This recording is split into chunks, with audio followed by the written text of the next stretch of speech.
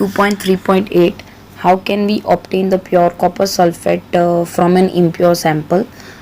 कैसे हम लोग कॉपर सल्फेट को एक इम्प्योर सैंपल में से प्योर फॉर्म में कैसे अलग कर सकते हैं। तो आपको 5 ग्राम का एक इम्प्योर कॉपर सल्फेट लेना है चाइना डिश में। उसको जितना बने उतना कम पानी में आपको डिज़ोल्व कर देना है। फिर उसको बर्नर बर्नर से उसको इवापरेट करवाना है, उसको गर्म करना है। और तो क्या होगा पता है, वो पानी जो है वो इवापरेट हो जाएगा। फिर जो सोल्यूशन बचा आपको उसको फिल्टर पेपर पे छोड़ देना है बिना हाथ लगाए, रूम टेम्परेचर पे ठंडा होने के लिए 1 दिन के लिए। तो आप देखोगे दूसरे दिन तो आपको क्रिस्टल कॉपर सल्फेट मिलेगा चाइना डिश में। इसको बोलते हैं क्रिस्टलाइजेशंस में। क्रिस्टलाइजेशंस एक्चुअली मेथड जो होती है वो पर्टिकुलरली सब्सटेंस को, सॉलिड जो सब्सटेंस होते हैं ना उसको प्योर करने के लिए यूज़ होती है। एक्चुअली जो सॉल्ट हम लोग को समंदर से मिलता है इवापोरेशन मेथड से, एक्चुअली वो इम्प्योर होता है। तो उसको प्योर करने के लिए भी ये मेथड यूज़ की जाती है। क्रिस्टलाइजेशंस का मतलब ये हुआ कि पर्टिकुलरली किसी भी इम्प्योर सब्सटेंस में से प्योर सॉलिड को अलग करने के लिए, सोल्यूशन में से अलग करने के लिए यूज़ की जाती वाली टेक्निक।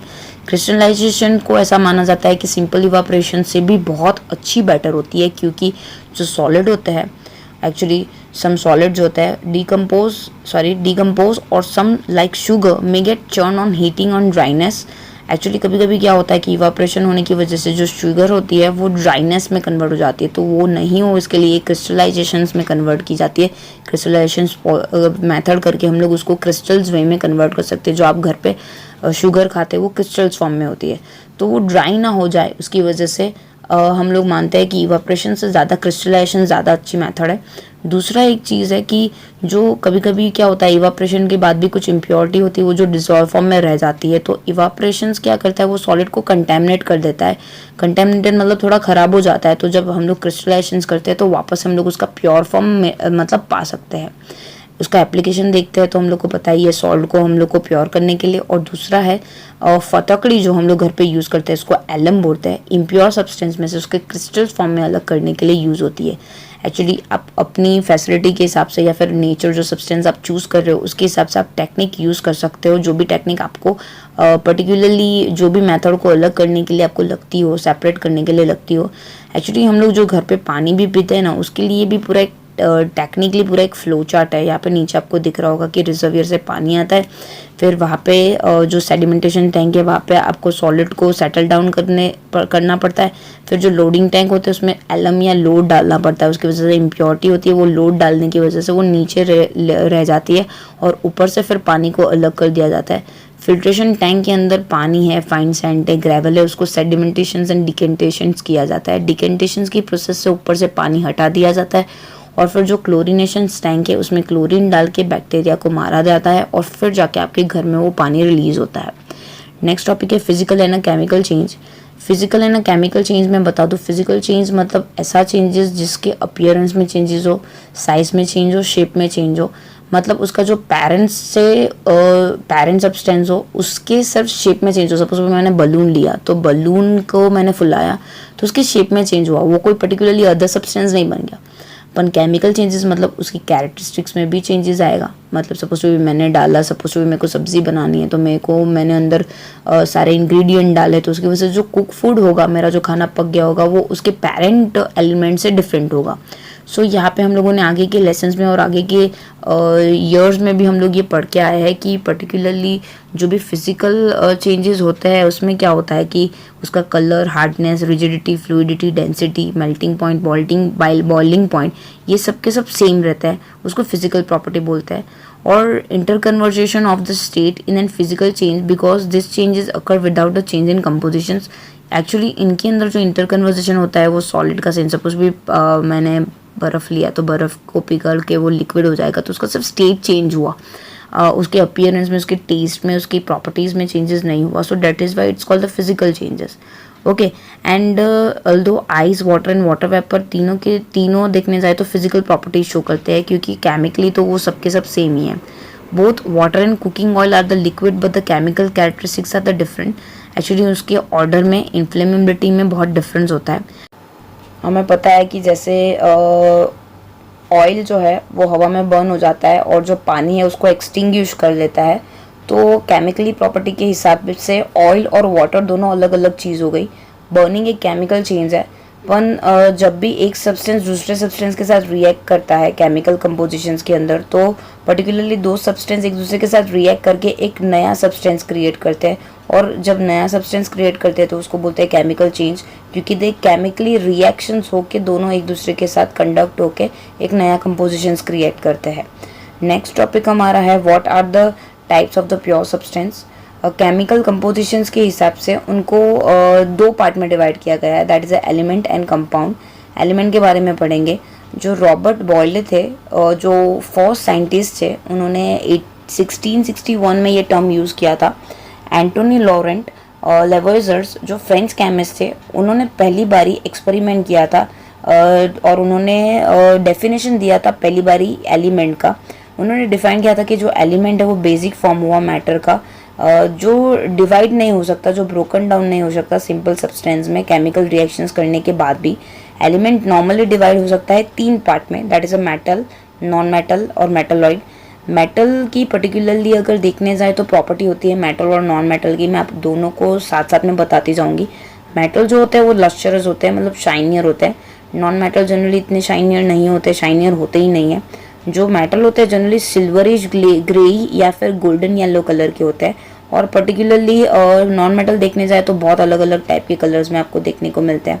मेटल्स एक्चुअली बहुत अच्छे कंडक्टर होते हैं हीट और इलेक्ट्रिसिटी के, पर जो नॉन मेटल होते हैं वो हीट और इलेक्ट्रिसिटी के बहुत ही पुअर कंडक्टर होते हैं। और जो मेटल होते हैं वो डक्टाइल होते हैं। डक्टाइल मतलब मैं उसको वायर में ड्रॉन कर पाऊंगी, वायर बना पाऊंगी उसमें से पतले पतले, पर मैं नॉन मेटल में वो नहीं कर पाऊंगी, वायर बनाने ही जाऊंगी वैसे टूट जाएगा। मेटल की एक्चुअली मेल्यूबिलिटी बहुत अच्छी होती है। मेल्यूबिलिटी मतलब मैं अगर उसको हैमर से पीटूंगी तो वो पतली शीट में कन्वर्ट हो जाएगा। अनलाइक इन नॉन मेटल, अगर मैं उसको पीटने जाऊंगी तो वो टुकड़ों में बट जाएगा। जो मेटल होता है उसकी सोनोरिटी बहुत ही अच्छी होती है। सोनोरस मीन्स हुआ कि उसका रिंगिंग साउंड बहुत अच्छा होगा, पर एक्चुअली नॉन मेटल में ऐसा कोई भी रिंगिंग साउंड नहीं होगा। अगर एग्जाम्पल देखने जाए मेटल्स के तो है gold, silver, copper, iron, sodium, potassium. सिर्फ मर्क्यूरी ऐसा मेटल है जो लिक्विड स्टेट पे है और वो रूम टेम्परेचर पे आपको लिक्विड देखने को मिलेगा। नॉन मेटल के कुछ एग्जाम्पल आपको बताओ तो वो है हाइड्रोजन, ऑक्सीजन, आयोडीन, कार्बन, कोल, कोक, ब्रोमाइन, क्लोराइड। और ये जो एलिमेंट है वो एक्चुअली मेटल और एक्चुअली ये सारे नॉन मेटल है। उसके बाद भी एक दूसरी कैटेगरी आती है जो नॉन मेटल और मेटल को मिक्स करके बनाई जाती है, दैट इज़ अ मेटलॉइड। कभी कभी मेटल की अच्छी क्वालिटी होती है और नॉन मेटल की थोड़ी अच्छी क्वालिटी होती है, तो दोनों को मिक्स करके एक नया क्रिएट किया जाता है, दैट इज़ अ मेटलॉइड। उसमें बोरॉन, सिलिकॉन और जर्मेनियम ये दोनों का फ्यूजन है। अभी बात करते हैं मोर टू नो। जो नंबर ऑफ एलिमेंट है हमारे अर्थ पे वो है 100। उसमें 92 नेचुरली अकरिंग है, जो बाकी के रेस्ट ऑफ है वो ह्यूमंस ने खुद क्रिएटेड किए हुए हैं। मेजॉरिटी ऑफ जो एलिमेंट है वो सॉलिड के फॉर्म में। 11th एलिमेंट जो है वो गैशियस टेम्परेचर में, मतलब अगर रूम टेम्परेचर पे देखने जाए तो वो गैस फॉर्म में अवेलेबल है। दो एलिमेंट ऐसे जो लिक्विड टेम्परेचर पे पाए जाते हैं, specially mercury and bromine. Element जैसे कि गैलियम और सेशियम्स जो लिक्विड है रूम टेम्परेचर पे, स्लाइटली रूम टेम्परेचर से ज़्यादा होता है, that is a 303 kelvin. Compound के बारे में पढ़ते हैं। कंपाउंड मतलब क्या, दो से ज़्यादा एलिमेंट्स से बनी हुई सब्सटेंस, उसको बोलते हैं कंपाउंड।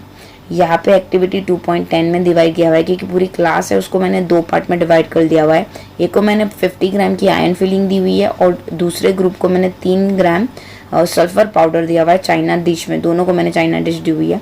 ग्रुप 1 ने क्या किया, मिक्स कर दिया आयरन फिलिंग को और सल्फर पाउडर को। ग्रुप 2 ने मिक्स कर दिया iron filling and sulphur powder को, और फिर ग्रुप 2 ने उसको हीट कर दिया एकदम रेड हॉट हो जाए तब तक, और फिर हटा दिया गैस को एंड फिर उसको ठंडा होने दिया गया। ग्रुप 1 और 2 का कंक्लूजन देखते हैं। Check for the magnesium in an material obtain, bring a magnet near the material. Group 1 ने क्या किया, मैग्नेट उनके पास लेके गए और फिर जो मटीरियल होगा, जो आयन होगा, वो मैग्नेट के साथ अट्रैक्ट हो गया होगा। Compare the textures colour of the material obtain by the group. दोनों के पास जो मटीरियल होंगे वो हम लोग को ऑब्जर्व करने की क्या डिफरेंस होगा। एक्चुअली जो ग्रुप 1 का होगा वो इजीली आयन फिलिंग डिफरेंट हो गया होगा सल्फर पाउडर की कंपैरिजन में। At the carbon disulphide to 1 part of the material obtain, और बोला जो भी मटीरियल ग्रुप ए और 2 को फाइनली मिला है उसमें उनको कार्बन डाइसल्फाइड ऐड करना है कुछ ड्रॉप्स, और फिर उसको हिलाना है एंड फिल्टर कर देना है।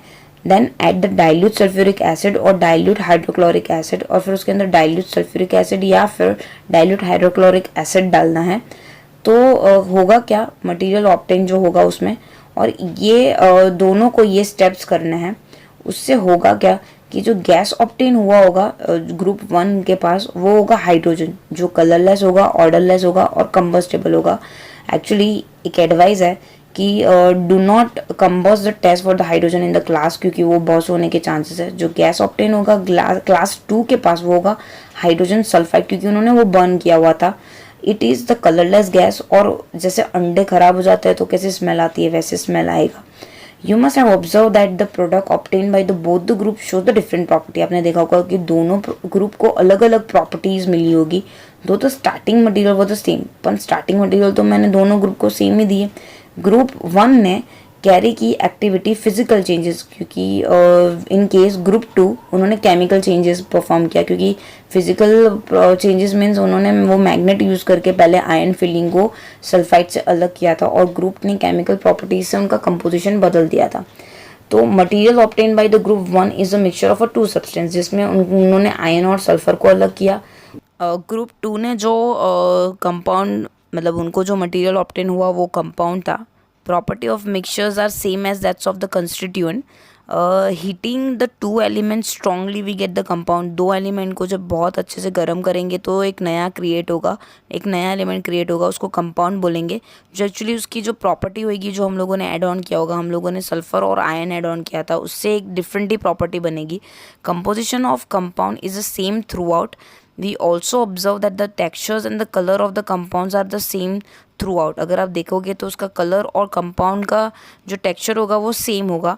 सो वी कैन समराइज, अगर देखने जाए तो जो फिजिकल और केमिकल नेचर होगा मैटर का, वो अगर ग्राफिकली ऑर्गेनाइज करे तो नीचे के हिसाब से होगा। जो मैटर है उसको 2 पार्ट में डिवाइड करेंगे, that is a pure substance and the mixture. और प्योर सब्सटेंस को हम लोग 2 पार्ट में डिवाइड करेंगे, that is a element and compound. Element होगा जिसको मैं फर्दर ब्रोक डाउन नहीं कर पाऊंगी, मतलब वो फाइनल होगा। अगर मैं कॉपर की बात कर रही हूँ, ऑक्सीजन की, आयन की, हाइड्रोजन की और मर्क्यूरी की बात कर रही हूँ, तो अगर मैं कॉपर को डिवाइड करूँगी और ज़्यादा आगे तो कॉपर ही निकलेगा, उससे आगे कोई और डिवीजन होगा ही नहीं। कंपाउंड एक्चुअली फिक्स कंपोजिशंस होगा, जिसको मैं ब्रोक डाउन करूँगी तो मुझे 2 एलिमेंट मिलेंगे। एक्चुअली वो दोनों के दोनों या फिर तीनों या फिर उससे ज़्यादा जो एलिमेंट होगा वो केमिकली या फिर इलेक्ट्रोकेमिकली रिएक्शन से एक दूसरे के साथ केमिकली कंपाउंडेड होगा। जैसे कि वाटर है जिसमें H2O होगा, जिसमें हाइड्रोजन के 2 मॉलिक्यूल और ऑक्सीजन का 1 मॉलिक्यूल, वैसे ही मीथेन और शुगर का एग्जाम्पल है। और मिक्सचर्स को 2 पार्ट में डिवाइड कर दिए जाएंगे, that is a homogeneous and heterogeneous. Homogeneous actually जो कंपोजिशंस है वो यूनिफॉर्मली होंगे, पूरे जो भी सब्सटेंस के अंदर यूनिफॉर्मली कंपोजिशंस होंगे, और हेट्रोजीनियस वो नॉन यूनिफॉर्मली होंगे। अगर देखने जाए होमोजीनियस का, तो मैंने पानी के अंदर शुगर डाला, पानी के अंदर सॉल्ट डाला, या फिर कार्बन डाइसल्फाइड के अंदर मैंने सल्फर डाला, पानी और अल्कोहल को मिक्स हो गया।